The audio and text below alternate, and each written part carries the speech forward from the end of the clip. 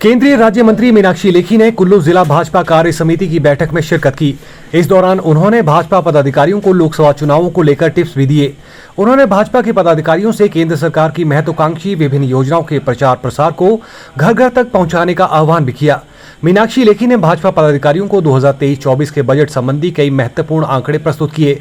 इस बार का बजट 45 लाख करोड़ रुपए का है, जिससे देश के 140 करोड़ जनता को विभिन्न प्रकार की सुविधाएं प्रदान की जाएगी, जिसमें 10 लाख करोड़ रुपए रोड इंफ्रास्ट्रक्चर के लिए प्रावधान किया गया है। केंद्रीय राज्य मंत्री मीनाक्षी लेखी ने कहा कि हिमाचल प्रदेश में कांग्रेस की सरकार बनी है, लेकिन 2024 के लोकसभा चुनावों में हिमाचल की जनता प्रधानमंत्री नरेंद्र मोदी का सहयोग करेगी। उन्होंने कहा कि पिछले 8 वर्षों के कार्यकाल में केंद्र सरकार ने हिमाचल को हजारों करोड़ रुपए का लाभ दिया है, जिसका ध्यान हिमाचल की जनता रखेगी। उन्होंने कहा कि 2014 से पहले जब देश में आयुष्मान भारत की योजना नहीं थी, तो परिवारों को किस प्रकार से इलाज के लिए परेशानियों का सामना करना पड़ता था। उन्होंने कहा कि जब उज्ज्वला योजना नहीं थी, तो किस प्रकार महिलाओं को जंगल से लकड़ी लाने के लिए मुश्किलें आती थी। उन्होंने कहा कि इन सब योजनाओं से हिमाचल की जनता को लाभ मिला है। ऐसे में संगठन का विकास मजबूती देते हुए विभिन्न योजनाओं को जमीन पर उतारते हुए इस बार केंद्र ने सर्वसमावेशी बजट पेश किया है।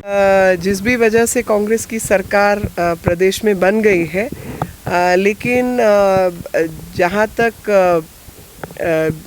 2024 के चुनाव की बात है और लोकसभा चुनाव की बात है, मुझे बिल्कुल विश्वास है कि प्रदेश की जनता प्रधानमंत्री मोदी जी के हक में वोट करेगी और साथ ही प्रदेश की जनता को जितने लाभ मिले हैं इन 8 सालों में, उन सब का ध्यान रखेगी।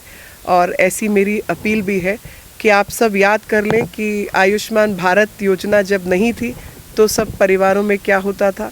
आप सब याद करें कि जब उज्ज्वला योजना नहीं थी तो आपको किस तरीके से लकड़ी बीनने के लिए पहाड़ों में घूमना पड़ता था और सबकी कमर आदि टूट जाती थी, कई लोगों की नुकसान हुए। पानी की व्यवस्था जब हर घर नल से जल नहीं था और कितने लाख परिवारों को जल मिला।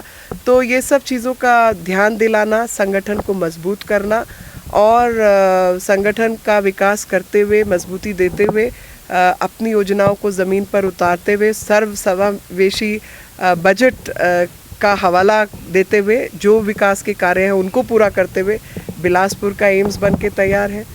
महिलाओं की चाहे जच्चा बच्चा की डिलीवरी हो, चाहे बूढ़े बुजुर्गों के ऑपरेशन हो, वो सब काम वहाँ पर हो रहे हैं। चाहे 4 मेडिकल कॉलेज की बात हो तो बच्चों को अधिक संख्या में शिक्षा प्राप्त हो रही है, मेडिकल की शिक्षा प्राप्त हो रही है, IIM।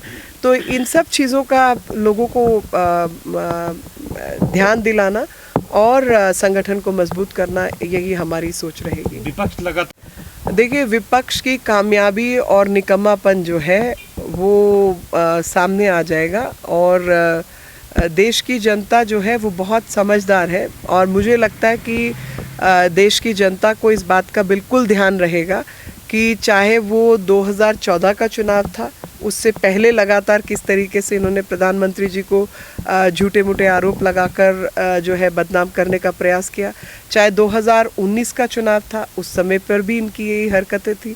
अभी 24 नज़दीक आ रहा है और वो देश का बढ़ता हुआ रुतबा और प्रधानमंत्री जी के नेतृत्व से बौखलाए हुए हैं। तो इस तरीके की हरकतें जारी रहेंगी, लेकिन हम भी तैयार हैं इन हरकतों का जवाब देने के लिए और लोगों तक सही संदेश पहुंचाने के लिए।